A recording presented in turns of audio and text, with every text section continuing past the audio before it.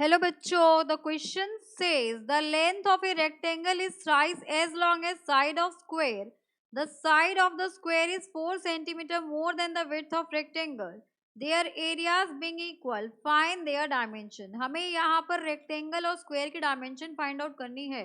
तो इस क्वेश्चन को सॉल्व करने के लिए हम यहाँ पर की कंसेप्ट यूज करेंगे, that is area of rectangle is equals to length into breadth and area of square is equals to side into side.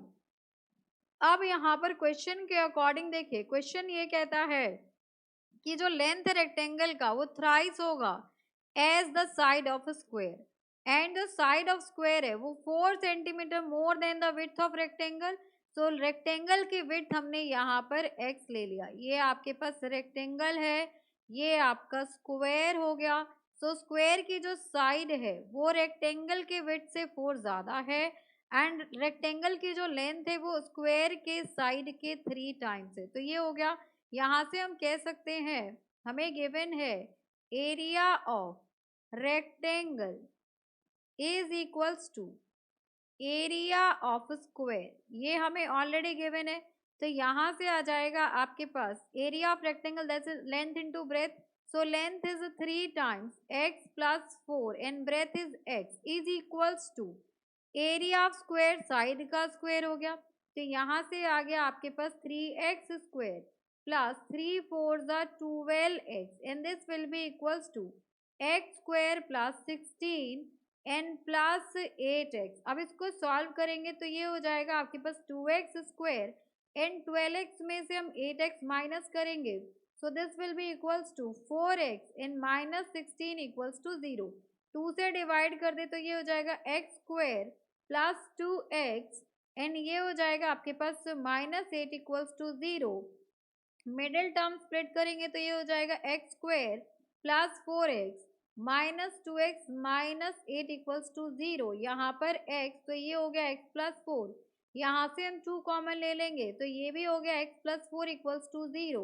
So x minus 2 और x प्लस 4 इक्वल्स टू 0 आ गया. यहाँ से x की value आपकी 2 आ जाएगी and x equals to minus 4. तो यहाँ से हम कहेंगे since length can't be negative, length negative नहीं हो सकता, therefore x cannot be equals to minus 4. तो यहाँ से हम कह सकते हैं therefore x will be equals to 2. और x अगर 2 आ गया तो यहाँ पर रेक्टेंगल की ब्रेथ क्या हो जाएगी.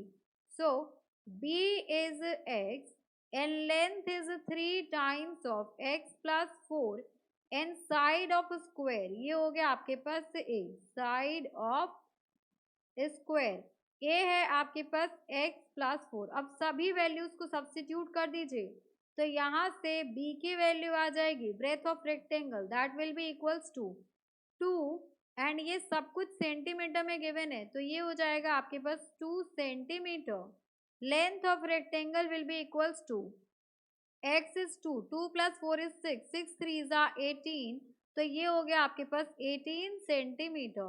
एंड अगर साइड ऑफ स्क्वायर की बात करें तो वो हो जाएगा आपके पास 2 plus 4 that will B 6 centimetre.